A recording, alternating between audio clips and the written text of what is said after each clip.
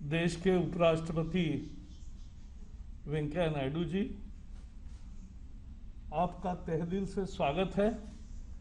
ये सूचना प्रसारण मंत्रालय का कार्यक्रम, जिसमें आपकी किताब कनेक्टिंग कम्युनिकेटिंग चेंजिंग, इसका विमोचन देश के रक्षा मंत्री राजनाथ सिंह जी, इनके कर कमलों द्वारा होगा।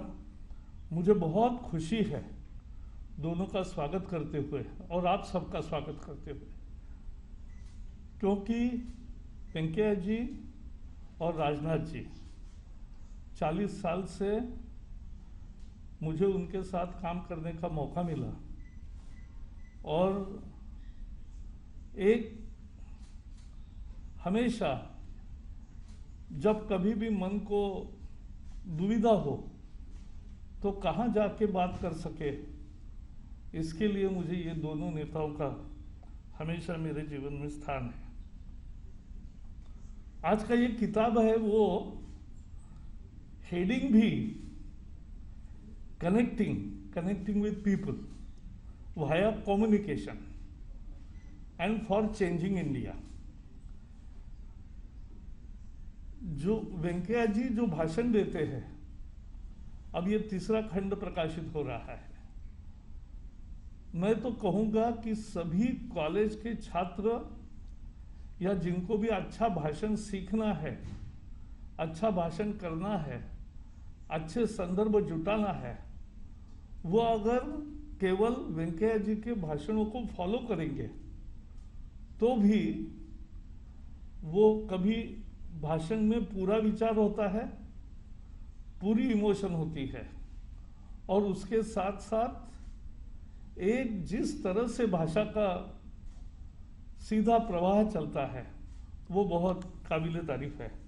और इसलिए आज जो मूल कॉफी टेबल बुक है उसका लोकार्पण रक्षा मंत्री राजनाथ जी करेंगे। राजनाथ जी की भी विशेषता है, उनके आवाज में जो जादू है वो समझने लायक है। शायद ही किसी नेता का इस तरह से आवाज का उनको जो देन है वो दिखती है और उसका प्रभाव पड़ता है।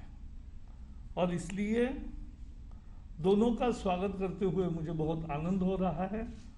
ये किताब आप पढ़ेंगे, सभी पढ़ेंगे, क्योंकि इस किताब में और इसके साथ हम ई बुक भी दे रहे हैं। आज का ज़माना है ई बुक का, तो ई बुक का केवल एक एक पेज आपके सामने खुलता जाएगा और आप पढ़ सकोगे, जब कभी चाहे उसका रेफरेंस ले सकोगे। सभी टॉपिक वाइज उसमें सूची भी है। तो ये एक बहुत महत्वपूर्ण काम हमारे प्रकाशन विभाग ने किया है। उनके भी सभी पदाधिकारियों को मैं धन्यवाद दूंगा और आप सबका फिर से एक बार स्वागत करते हुए मैं वाणी को विराम देता हूं। धन्यवाद। धन्यवाद माननीय मंत्री जी। और अब कॉफी टेबल बुक को रिलीज करने का अहम क्षण आ गया है। मैं माननीय रक्षा मंत्री श्री राजनाथ सिंह से विनम्र अनुरोध करती हूं कि कॉफी टेबल बुक का लोकार्पण करें।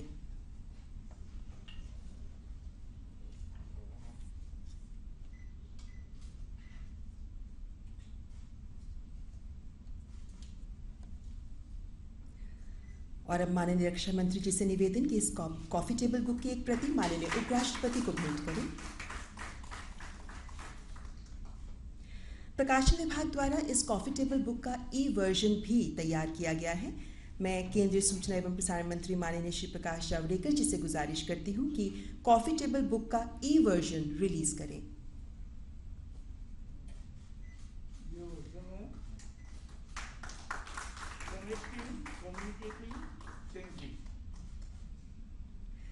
ये कॉफी टेबल बुक फिजिकल और एक पूरा ऐसा केवल हाथ से ये आता जाएगा। मुझे बहुत खुशी। धन्यवाद माननीय मंत्री जी। और आपको इस अवसर पर बता दें कि कॉफी टेबल बुक फिजिकल और ऑनलाइन दोनों मीडियम पर उपलब्ध है। ये भारत कोश पोर्टल और पब्लिकेशन डिवीजन की वेबसाइट से भी खरीदी जा सकती है और साथ ही ई-कॉमर्स प्लेटफॉर्म्स अमेजॉन और गूगल प्ले स्टोर पर भी ये उपलब्ध है। इसी के साथ माननीय रक्षा मंत्री जी से विनयपूर्ण आग्रह करती हूँ कि इस अवसर पर अपने विचारों से हमें अनुग्रहित करें।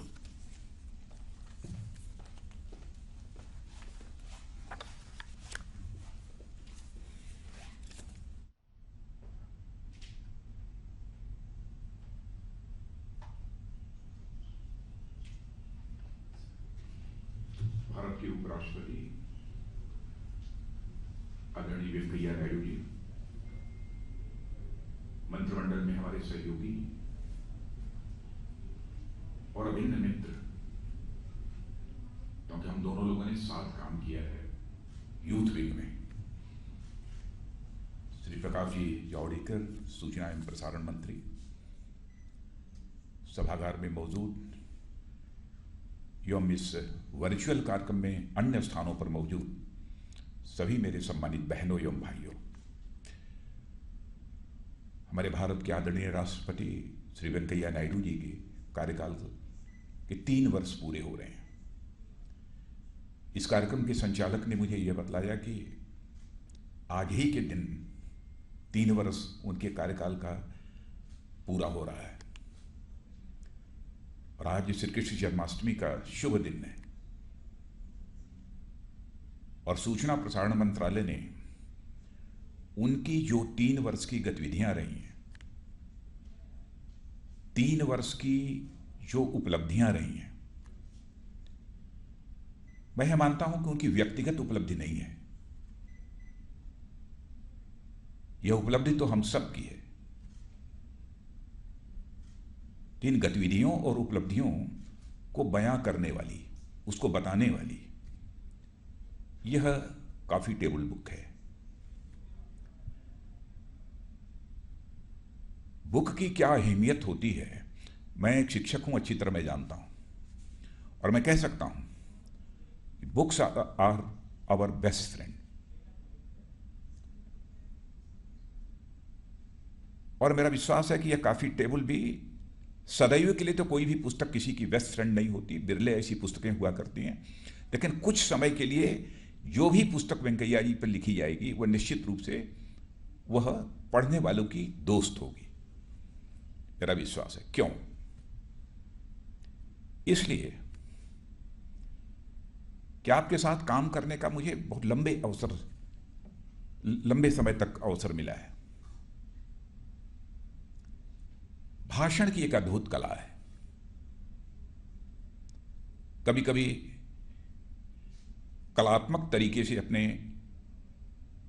भाषण की प्रस्तुति कर देना, शब्दों का चयन करना, आर्टिकुलेट करना, यह सब सारी चीजें तो अपनी जगह पर होती हैं, लेकिन मैंने देखा कि जब भी आदरणीय वेंकैया जी ने अपने विचार व्यक्त किए हैं, केवल जुबान से नहीं बोलते हैं बल्कि वह दिल से बोलते हैं। राजनीतिक जीवन में बहुत कम ऐसे लोग होते हैं जो बहुत ही इमोशनल होते हैं, और मैं कहता हूं कि ये तो बहुत ही ज्यादा इमोशनल है।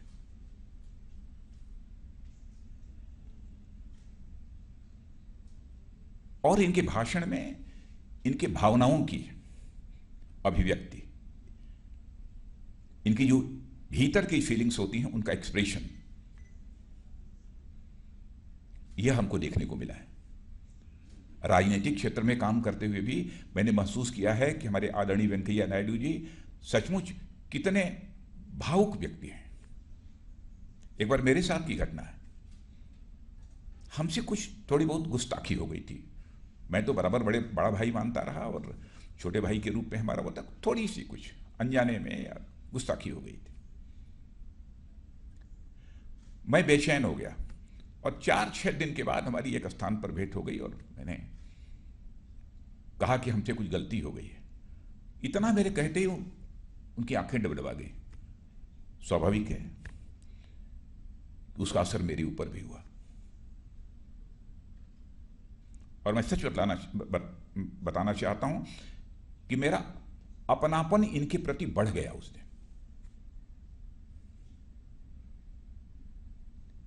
तो जो अच्छा भाषण देने वाला भी हो, और भावुक भी हो, इमोशनल भी हो।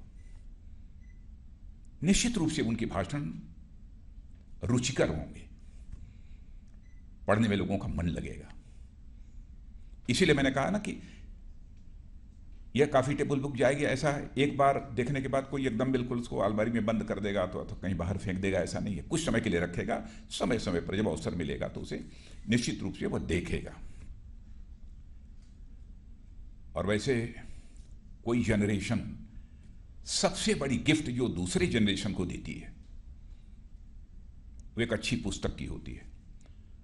The greatest gift one generation can give to another is a good book. तो लंबे समय तक यह पुस्तक रहेगी, मेरा ऐसा विश्वास है। इसलिए विश्वास है, मैंने अभी पूरा देखा नहीं है, लेकिन विश्वास मेरा इसलिए है कि भाषण की अद्भुत कला है। इनकी सार्वजनिक सभाओं में ठहाके लगना, कभी कभी उमंग और जोश में आकर तालियां बजाना, नारेबाजी करना, यह सब मैंने देखा है। जुगलबंदी तो अद्भुत है। पार्लियामेंटेरियन के रूप में भी संसद में जब इन्होंने विचार व्यक्त किया होगा तो संसद के सारे सदस्यों ने सुना होगा। मुझे याद है, क्योंकि मैं पार्टी का 2 बार राष्ट्रीय अध्यक्ष रहा हूं, मैं जानता हूं पब्लिक मीटिंग्स के लिए आदरणीय वेंकैया नायडू जी की मांग होती थी सारे देश भर में। ऐसा नहीं है कि दक्षिण भारत के रहने वाले हैं, केवल दक्षिण भारत में ही इनकी मांग लोगों के द्वारा होती रही हो, बल्कि उत्तर भारत में भी भाषण के लिए इनकी मांग होती थी। ऐसे व्यक्तित्व के ऊपर सूचना प्रसारण मंत्रालय ने जो एक यह पुस्तक या कॉफी टेबल है जो प्रकाशित की है, उसके लिए मैं अपने मित्र प्रकाश जी जावड़ेकर को और पूरे मंत्रालय को बधाई देता हूं। और इस किताब का नाम जैसा बतला रहे थे Prakash ji, connecting, communicating and changing. अभी तीनों यह जो नाम है, मैं ये सोच रहा था कि बहुत सोच समझ कर जिसने भी रखा है बहुत सोच समझ के रखा है, क्योंकि जिंदगी हमारे आदरणीय वेंकैया जी 3C की राह पर चलते रहे हैं। यही है 3C, connecting, communicating and changing. बराबर इसी 3C की राह पर चलते रहे। और चलते कैसे रहे हैं, मैं ये कहूं चरैवेत ये सुना होगा आप लोगों ने, चलते रहो चलते रहो। इनके जीवन का आदर्श रहा है चरैवेत। और वाइस प्रेसिडेंट के रूप में भी आप लोगों ने देखा होगा कि ये बैठते नहीं हर समय, यदि सुबह कहीं पर हैं तो दोपहर को कहीं पर हैं तो शाम को कहीं पर है। चलते रहना यही एक इनके जीवन का आदर्श रहा है। और इसे बहुत ही अच्छी तरह आदरणीय वेंकैया जी ने अपने जीवन में ग्रहण किया है। और वाइस प्रेसिडेंट के रूप में भी बराबर दौड़ते ही रहते हैं। मुझे याद है कि एक बार आदरणीय अटल जी ने कहा था, जब ये आप पार्टी के राष्ट्रीय अध्यक्ष थे, तो अटल जी ने कहा था मुसीबत है, हम लोगों को ऐसा कोई राष्ट्रीय अध्यक्ष मिला है जो खुद दौड़ता रहता है और हम लोगों को भी दौड़ाता रहता है। अटल जी ने एक बार इनके बारे में यह कहा था। और मैं मानता हूं कि समय बदल गया है, राहें बदल गई हैं, परंतु आदरणीय वेंकैया जी के अंदर चरैवेत का भाव आज भी यथावत है।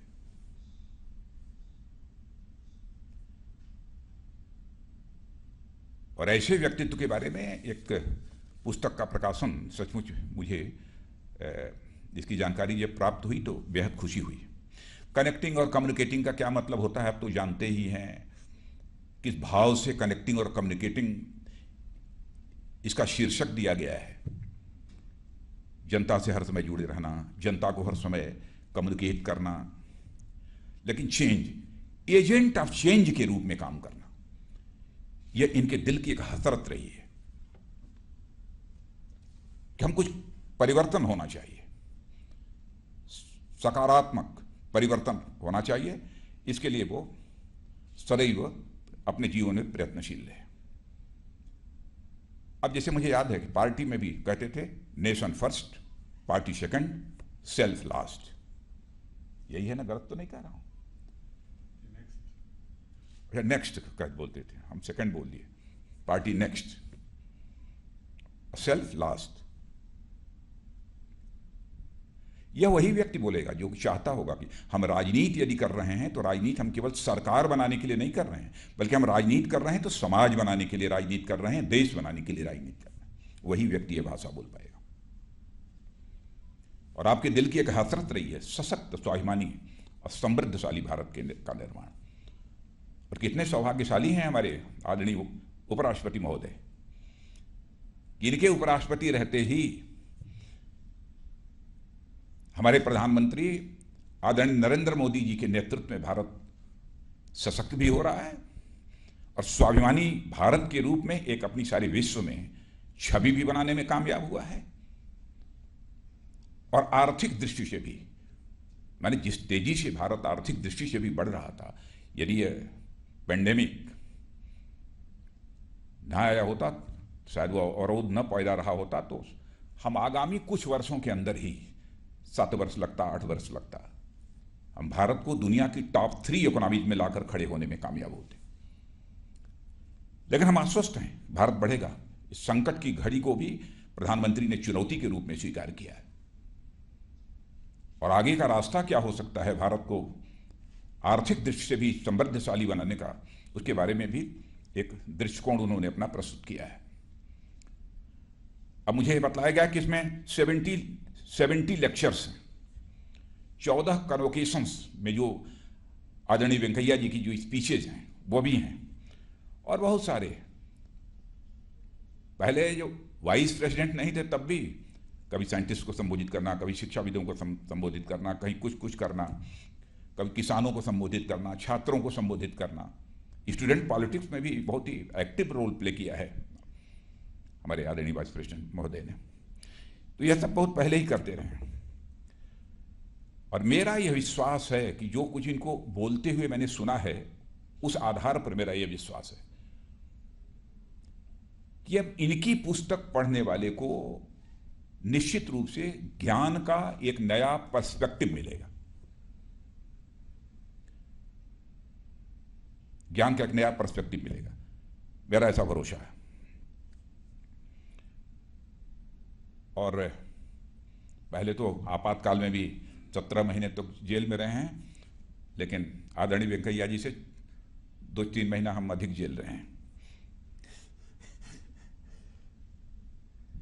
यानी उस समय भी सत्ता नहीं दिखाई देती थी, मैं जेल जा रहा हूं तो हमको सत्ता हासिल होगी, देश के लिए जेल जाना स्वीकार किया। और इस समय हमारे देश के माननीय उपराष्ट्रपति के रूप में अपने दायित्व का निर्वहन कर रहे हैं, और साथ ही साथ राज्यसभा जो सर्वोच्च सदन है इस देश का, उसके सभापति के रूप में भी अपनी भूमिका का निर्वाह कर रहे हैं। और ये देखिए, मैं मानता हूं कि कहीं ना कहीं कुछ इन्हीं की कौशल, इनके फॉर्म कन्विक्शन का ही परिणाम है कि सबसे प्रोडक्टिव सेशन यदि किसी के कार्यकाल में कोई एक सेशन रहा है तो हमारे आदरणीय वेंकैया नायडू जी के कार्यकाल में रहा है। ये बहुत बड़ी बात है। और सीजन्ड एक्सपीरियंस्ड एक पॉलिटिशियन के रूप में तो इनकी इमेज प्रारंभ से ही रही है। आदरणीय अटल जी की गवर्नमेंट में भी बहुत ही, अटल जी स्वयं भी तारीफ करते थे रूरल डेवलपमेंट मिनिस्टर के रूप में भी जब ये काम कर रहे थे, और मैंने तो अर्बन डेवलपमेंट मिनिस्टर के रूप में काम करते हुए आज के प्रधानमंत्री आदरणीय मोदी जी के साथ देखा है। और कैबिनेट में सचमुच बिल्कुल बराबर कैबिनेट मिनिस्टर्स को भी समय समय पर मैसेज देते रहना, जो भी उचित है, क्या करना चाहिए कैबिनेट मिनिस्टर के रूप में, यह सब भी वेंकैया जी कहने में कभी भी संकोच इन्होंने नहीं किया। और मैंने देखा है इमोशनल होने के साथ ही साथ एक फर्म कन्विक्शन वाला व्यक्तित्व इनका रहा है। और कभी मुझे ऐसा लगा कि इनके अंदर भय नाम की कोई चीज है ही नहीं, निर्भीक व्यक्तित्व रहा इनका। मेरा विश्वास है कि यह जो कॉफ़ी टेबल बुक है वो निश्चित रूप से स्टूडेंट भी देखेगा और साथ ही साथ एडमिनिस्ट्रेटर भी देखेगा और वह लाभान्वित होगा। मैं आप सबसे इस अच्छी पुस्तक कॉफ़ी टेबल को पढ़ने का अनुरोध करते हुए और आदरणीय उपराष्ट्रपति महोदय के प्रति हृदय की गहराइयों से सम्मान की अभिव्यक्ति करते हुए अपना निवेदन समाप्त करता हूं। धन्यवाद।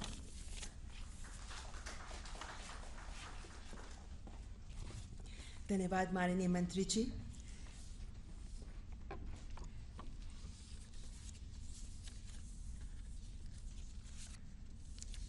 और अब इस अत्यंत विशिष्ट अवसर पर मैं परम आदरणीय उपराष्ट्रपति माननीय श्री एम वेंकैया नायडू जी से करबद्ध निवेदन करती हूं कि इस सुअवसर पर अपने विचारों से हमें कृतार्थ करें।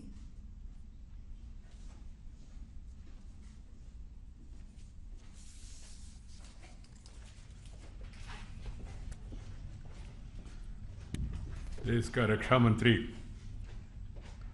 और मेरा मित्र श्री राजनाथ सिंह जी और सूचना प्रसारण और पर्यावरण परिरक्षण मंत्री श्री प्रकाश जावड़ेकर जी और हमारा सचिव श्री आई.वी. सुब्बाराव जी और राज्यसभा सेक्रेटरी जनरल श्री देश दीपक वर्मा जी, राज्यसभा सचिव डॉक्टर पी.के. रामाचार्य जी और केंद्र सरकार का शिक्षा और सूचना प्रसारण मंत्रालय में सचिव श्री अमित खरे जी और बाकी वरिष्ठ अधिकारी और मित्रों, मैं सबसे पहले सभी देशवासियों को जन्माष्टमी के शुभ अवसर पर शुभकामना देता हूं। अभी प्रकाश जावड़ेकर जी और राजनाथ जी दोनों ने हमारा भारतीय भाषा हिंदी में बोला। हर एक शब्द मुझे इतना अच्छा लगा क्योंकि हमारा स्वभाषा और देश भाषा में सुनने में आनंद आता है। मैं बाकी जो लोग जिनको हिंदी उतना अच्छी तरह समझने की स्थिति में नहीं है, उन लोगों के लिए थोड़ा मैं अंग्रेजी में बोलूँगा। I and Rajnath Singh ji, we belong to a generation that believed more in the real world, where Prakash ji more at ease with the virtual reality. Change is the only constant of life. Virtual reality has emerged as the present day reality, and it shows up in today's event of releasing publication on my last 3 years in office, with very few participating physically. Of course, lakhs will be. देखते रहेंगे, दूरदर्शन में भी है, Rajya Sabha TV भी है और अन्य चैनलों में भी। This is the new normal of life, as we all seek to cope up with the coronavirus-induced restrictions. ये restrictions का pending में है, pandemic का, इसका ending कब होगा मालूम नहीं। फिर भी हम लोग आशा करते हैं जल्द से जल्द हमको इससे मुक्त मिलेगा। By inclination, I love to be with the people, not miss the people, to the maximum extent possible. That is how I have lived over the last 4 decades of my public life, till that new reality has come to stare us in the form of this coronavirus. Honestly, the initial days of confinement since March 25th, this year has not been easy for me, I must admit it. Then I took a deep breath and reflected on the new reality and summoned the internal reserves to find the way forward. The answer was to stay calm and to reset the mind to define the new normal of life. And I got adjusted. Today's release of the publication is the third series on my efforts, the outcome of the Vice President of India and the Chairman of the Rajya Sabha. The publication titled Connecting, Communicating and Changing primarily defines the contours of my mission and the outcomes. The last 1 year since August 2019 has been a mix of hectic public engagements over the first about 8 months, followed by the corona-induced uneasy slowdown. The first phase was marked by about 20 public engagements per month. I spoke at over 70 public events on a range of issues and addressed 14 convocations during this period. The last year. My target groups have been the farmers, who are my first love, the youth, including the students, who are the future of our nation, the scientists and experts who offer solutions to make our life better and make us happy, the administrators who really implement the policies that are formulated, the captains of industry who add to our wealth, and the doctors and others who take care of our health, and the Indian diaspora while I am on foreign visits. The main objective of connecting and communicating with these target groups was to share with them my experiences, my concerns, my worldview, and the way forward for building a new India, strong, stable, prosperous India. Besides knowing their perspective, trying to understand their aspirations. It was all smooth till the virus broke out, because I was meeting, greeting, talking, walking, interacting, and then later acting on the interaction. That was all very comfortable. But since the virus, it's a new normal. Since March this year, the Mission Connect acquired a different dimension.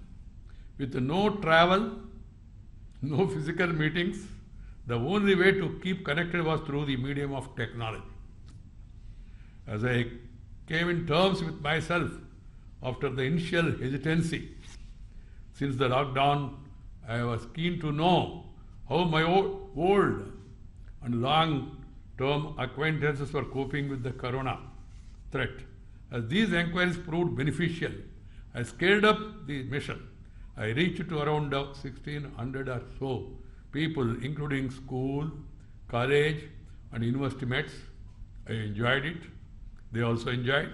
The teachers, the colleagues, legislators, including almost all the members of the Rajya Sabha. I personally spoke to them. And also our media friends who are working and who are retired but not tired. This has been a very revealing and rewarding experience for me, interaction with these people. As the scale of viral infection kept growing and the myths and misinformation finding wider currency, I was keen to share verified and authentic information regarding the virus, its spread and disease, the precautions to be taken both to prevent it and overcome it also. I was keen to make the people not to panic and instead make only a few changes in their daily habits. Social media came handy in this regard. I posted around 350 tweets and 55 Facebook posts since April this year. I made a good use of the time available to read widely, to enrich my knowledge. Parliamentary debates, Constituent Assembly debates, the freedom struggle, contribution made by various heroes, various hues of thought, how they have all taken up this mission to get freedom to our country. That has really enhanced my stamina, my strength and knowledge. I try to pass it on to the younger generation through my articles in the newspapers, both in the print as well as social media. In essence, the coronavirus-induced confinement kept me more busy and engaged than before. I was restive earlier. Initially, I was telling my secretary and other staff, what is this, how long we have to sit like this. The first time in my life I can share with the people of the country. The first time in my life that I stayed in a place for more than 4 days, any time since 1977. I always used to move, meet, as Rajnath Singh was telling, I used to enjoy going to one state in the morning, another state in the afternoon, and reach a night destination to the other place. And I used to enjoy it.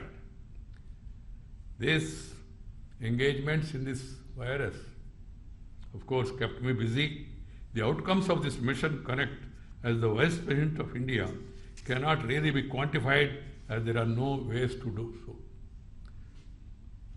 I now come to my role as the Chairman of Rajya Sabha with the hope to share with you some numbers to know if anything has changed during the last 3 years. In our polity, the public discourse on many issues is not often based on evidence. This applies to the debate and the functioning of the Parliament, including the Rajya Sabha. Last year, I have commissioned, I told my officers, senior officers, to make an analysis of the functioning of the Rajya Sabha since it came into being in 1952. This first of its kind effort to lead some major revelations. Out of the last 68 years, the governments of the day did not have a majority in Rajya Sabha. For 39 years. Out of 68 years, 39 years the ruling party of the day did not have a majority in Rajya Sabha. Including a stretch of last 31 years, the governments of the day did not have a majority. This statistics is important as the composition of the House has a bearing on its functioning. The time spent on passing the government bills have remained almost the same over the years. However, the time spent on ensuring the accountability of the executive of the day through instruments including question hour has shown a disturbing declining trend over the years. The time spent on the deliberative functioning of the House has been increasing, reaching a record high of 36% of the total time of the House, now as against 28% during 2004 and 14. With our collective efforts, we could take it to 36%. The discussing about various legislation. More importantly, the productivity of the House has been steadily declining over the last 25 years. To further illustrate this declining productivity, Rajya Sabha has clocked annual productivity of 100% only once in 1999 during the last 20 years. As a member of the Rajya Sabha for 19 years, I am aware of the limitations and the frustration of large section of the House over persistent disruptions. As the chairman, I ventured over the last 3 years to make a difference by adopting different ways of outreach to all concerned, including groups, parties, individually, collectively also. Since assuming the office of chairman of Rajya Sabha, I have presided over 8 sessions, beginning with the 244th session. The average productivity of the House during this period comes to 65.50%. Session-wise, 4 of the 8 sessions have clocked a good productivity. It was 73% during the 246th session, 104% during the 249th session, 99% during the historic 250th session, and 76% during the last 251st session. As you know, the last 3 years the Rajya Sabha functioned for over 1 year under the shadow of elections. The run-up to the general elections 2019. This impacted the functioning of the House, showing the productivity of 28.90% during the 245th session, 27.30 during the 247th session, and a low of 6.80 during the 248th session. As a result, the Rajya Sabha has clocked annual average productivity of 35.75% during the 2018, the lowest ever. However, I did not let my optimism desert me and persisted with my mission for change. I am happy to report to the nation that my mission for change have clocked a productivity of 78.42% in 2019, the best since 2010. The consistently high productivity during the last 3 sessions is a certain indication of winds of change. That's where this word of changing comes. During the last 3 years, Rajya Sabha passed around 93 bills, including several far-reaching ones. 60 bills amounting to 65% of the total were passed during the last 3 sessions. This further supports the visible winds of change in the form of improved legislative output. This has to be noted. The functioning of the 8 department-related standing committees of Rajya Sabha has been another area of my concern. I have been sharing the same with the chairman of those committees and leaders of various parties. I am happy to report that the average attendance in the meetings of these committees have for the first time crossed over 50% during 19 and 20. It has been 50.73% as against the average attendance of 42.29% earlier. Also, number of meetings held without quorum has fallen from 38.77% during 2018 to 10.20% during 1920. There is a marked improvement. The number of meetings with over 50% attendance increased from 14.28% to 51.02% during this period. This is yet another confirmation of the winds of change that I was referring to. My dear friends, dispelling the apprehensions voiced in the Constituent Assembly over the need for a Rajya Sabha, this august institution has functioned as a constructive partner in legislating for the country's transformation over the last 7 decades. In line with this spirit, despite composition of the House and stated positions, Rajya Sabha has recently passed certain major bills like the Triple Talaq Bill, the Jammu and Kashmir Reorganization Bill, which is historic, and the Citizenship Amendment Bill. The House has also witnessed quite a few quality debates and also discussions. Amidst the winds of change, I am aware that about 1/3 of the valuable functional time of the House was lost due to disruptions during the last 8 sessions. Collectively, all sections of the House need to strive to bring down this disruption quotient. This is my area of concern. There is an improvement, but I am not still fully satisfied because there is scope for further improvement. The expectations of the people are very high, and we are House of Elders. So we must set up standards and live up to the expectations of the people. Whatever change was visible in the functioning of the Rajya Sabha, it was an account of understanding shown and cooperation extended by the leaders and members of various parties. I compliment all of them for the same and urge them to do even more.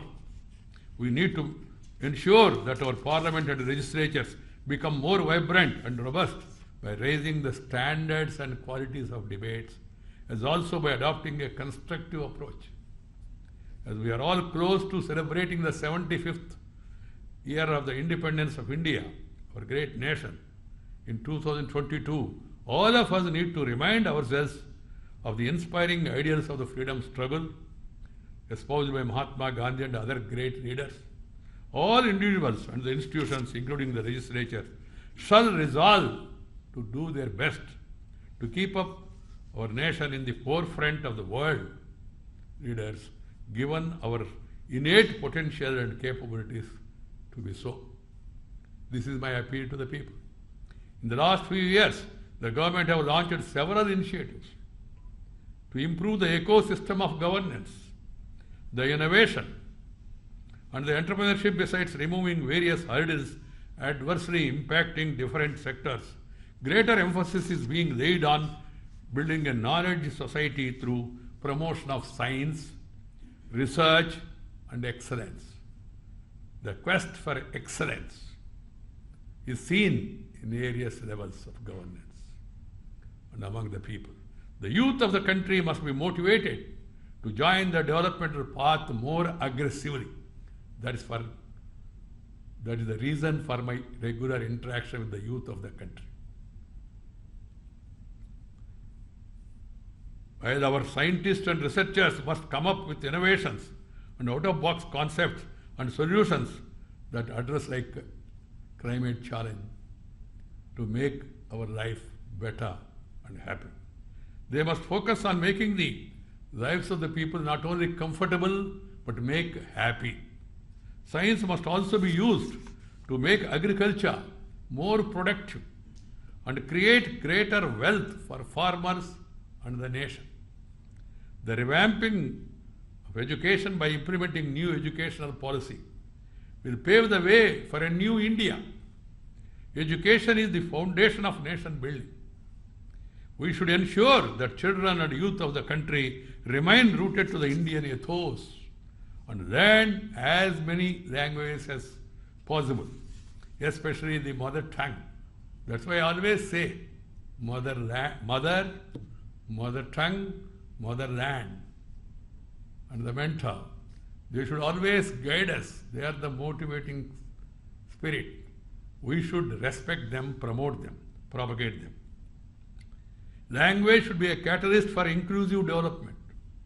We in India are fortunate to be heirs to a great linguistic tradition. Our country is a linguistic treasure house.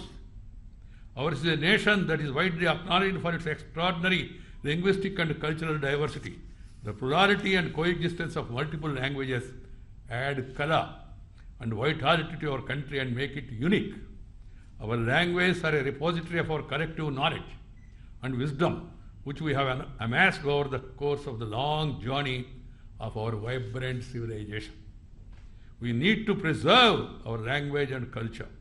We must start by offering in our schools a curriculum in which the mother tongue of the learners is the medium of instruction, at least at primary level, as suggested by the new education policy.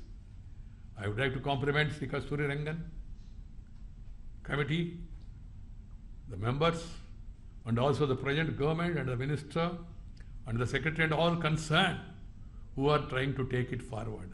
Because education in mother tongue lays the foundation. That's why I always give simple example to the people. There is a debate going on whether we should learn English. Is it not necessary? Yes, English is also necessary. But mother tongue is a must. See, mother tongue like is your eyes. The other language is like spectacles. If you have eyesight, the spectacles will improve your foresight. Otherwise, you will not be able to see anything. That is the importance of the mother tongue. So it is time the government of India, state governments, private sector, all apply their mind, including the parents, to focus the attention on imparting primary education in the mother tongue. We need to work with renewed vigor in trying to reach goals set by us and ensuring various institutions become more robust and effective in discharging these functions. All efforts shall be made to realize the target set for 2022 by the government, besides meeting the sustainable development goals by 2030 set by the United Nations. These goals, as I outlined earlier, were set by the government, by the country. What are the goals by 2022? So everybody, all the stakeholders must focus their attention in realizing the target. 2022 is not far away. And 2030 also is not far away. Sustainable development, the planet must live in happiness, in harmony, in prosperity, with love and affection. For that, sustainable development goals are very important. Poverty, illiteracy, inequality, gender discrimination, corruption, and all other social evils shall be eradicated at the earliest through collective efforts. Mere governmental efforts alone will not suffice. All of us should join together. And one has to bridge the urban-rural divide and ensure that fruits of development reach everyone. जो अंतिम पंक्ति में बैठे उनका उत्थान पहले होना चाहिए. महात्मा गांधी जी ने कहा, अंबेडकर जी ने कहा और दीनदयाल जी ने कहा. Let us convert hard-won Swaraj into an all-encompassing Swaraj, good governance. Let us convert Swaraj into Suraj. In the present world order, it is the economic power built on its various supporting pillars that gives the space and voice to influence the course of events at global level. Our country should realize its potential, economic potentiality to get its due place in the Committee of Nations. The economic disruption caused by the COVID pandemic shall be put behind at the earliest to hit the high growth rate trajectory. This calls for resolve and united effort. On this occasion, I would like to humbly submit my mission Connect and Communicate for Change over the last 3 years. The aim is to realize the change. We need to adopt a more positive attitude and strive hard to make the country economically stronger, stable, secure. Today, India is at the crucial transformation movement, led by the Prime Minister's extraordinary dynamism. I use the word extraordinary. Amazing energy the Prime Minister has. The new ideas, programs, schemes. All the time thinking about the country and the poor and the ordinary people, and then formulating and coming out with schemes. Our Prime Minister Shri Narendra Bhai Modi is leading from the front. The country as a team is taking rapid strides towards the inclusive and sustainable development. We should all join and accelerate the developmental process. If we can sustain the momentum and work together, we shall be able to unveil Shrestha Bharat, Samruddha Bharat, Swachha Bharat, Swastha Bharat, and Atmanirbhar Bharat that we have been collectively dreaming of. As I complete my third eventful year in office today, I eagerly look forward to return of normalcy so that I can restart my favorite activity of interacting and mingling with the people, not virtual but actual. Rest makes me restive. I feel invigorated and regenerated when I meet people from different walks of life. Farmers, youth, scientists, social workers, young officers, and entrepreneurs. Until the situation improves, let us all continue to make precautions, wearing masks, observing social distance, taking all the necessary precautions, and helping the helpless, coming to their aid in need. I would like to thank the President of India, Sri Ramnath Kovind ji, for his kind greetings. I also thank Sri Rajnath Singh ji and Sri Prakash Javadekar ji for being with us on this occasion. I appreciate the efforts of the Ministry of Information Broadcasting, especially the Publication Division, in bringing out this bill. Thank you very much. Namaskar. Jai Hind. Nandri. Vanakkam. Thank you, Honorable Vice President, for your guiding and inspiring words. और कार्यक्रम के अंत में हमारे प्रतिष्ठित मेहमानों का धन्यवाद करने के लिए, उनके प्रति आभार व्यक्त करने के लिए मैं सूचना और प्रसारण सचिव श्री अमित खरे को आमंत्रित करती हूँ।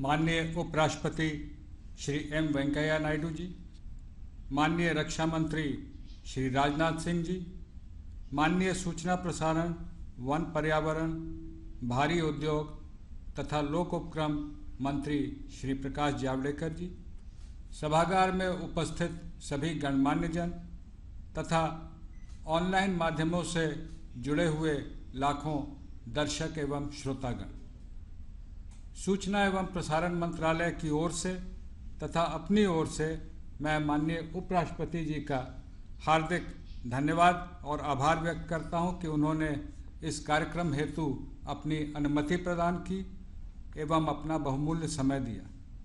माननीय उपराष्ट्रपति जी का मार्गदर्शन सदा हमें मिलता रहा है और मैं समझता हूँ कनेक्टिंग, कम्युनिकेटिंग एंड चेंजिंग इस पुस्तक से समाज के सभी वर्ग प्रेरित एवं उत्प्रेरित होंगे और स्वराज से सुराज की ओर, जैसा माननीय उपराष्ट्रपति जी ने कहा, उस ओर हम लोग सभी मिल के काम करेंगे ताकि स्वाभिमानी, समृद्धशाली, शक्तिशाली भारत का उदय हो सके। मैं माननीय रक्षा मंत्री जी के प्रति हार्दिक कृतज्ञता ज्ञापित करता हूं। उन्होंने अपने व्यस्त कार्यक्रम से समय निकालकर यहां अपना उद्बोधन करके हमें उत्साहित किया। महोदय, रक्षा मंत्री महोदय ने पुस्तकों के बारे में एक बहुत बड़ी बात कही, books are the best gift from one generation to another. हमारे मंत्रालय का प्रकाशन विभाग निरंतर इस ओर प्रयास कर रहा है कि जितने भी संभाषण और भाषण होते हैं माननीय राष्ट्रपति जी के, उपराष्ट्रपति जी के, माननीय प्रधानमंत्री जी के, प्रतिवर्ष उसको प्रकाशित करके आने वाली पीढ़ियों के लिए ऑनलाइन माध्यम से और ऑफलाइन दोनों माध्यमों से उपलब्ध कराया जाए।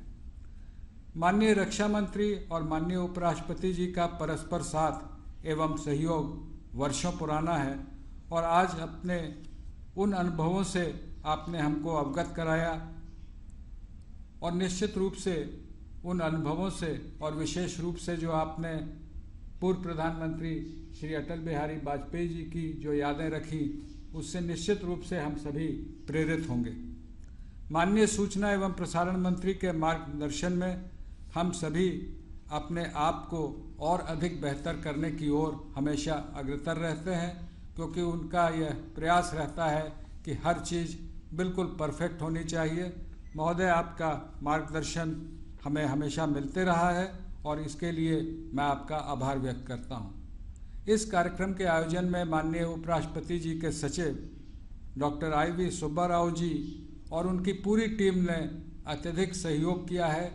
पुस्तक के प्रकाशन से लेकर आज के समारोह के आयोजन तक के लिए मैं आपके प्रति और पूरी टीम के प्रति आभार व्यक्त करना चाहूँगा। हमारे बीच राज्यसभा के महासचिव श्री देश दीपक वर्मा जी, प्रसार भारती के CEO श्री शशि शेखर वेम्पति जी और PIB के महानिदेशक सहित सभी गणमान्य अतिथि यहाँ उपस्थित हैं। मैं उन सभी का आभार व्यक्त करते हुए विशेष रूप से प्रकाशन विभाग की जो अपर महानिदेशक सुश्री मोनिदीपा M मुखर्जी एवं उनकी टीम को, जिन्होंने अथक प्रयास से हमारे उपराष्ट्रपति जी के सचिव के मार्गदर्शन में इस पुस्तक का लेखन एवं उसका संपादन किया, मैं प्रकाशन विभाग को भी इस अवसर पर हार्दिक बधाई एवं धन्यवाद देता हूं। एक बार पुनः आप सभी को हार्दिक धन्यवाद। धन्यवाद माननीय सचिव महोदय। और कार्यक्रम के अंत में सभी गणमान्य अतिथिगण से अनुरोध कि कृपया राष्ट्रगान के लिए अपने स्थान पर खड़े हो जाएं। जन गण मन अधिनायक जय हे भारत भाग्य विधाता, पंजाब सिंध गुजरात मराठा द्राविड़ उत्कल गंगा, विंध्य हिमाचल यमुना गंगा उज्जल जलधि तरंगा, तव शुभ नामे जागे तव शुभ आशीष मांगे, गाहे तव जय गाथा। जन गण मंगल दायक जय हे भारत भाग्य विधाता, जय हे जय हे जय हे जय जय जय जय हे।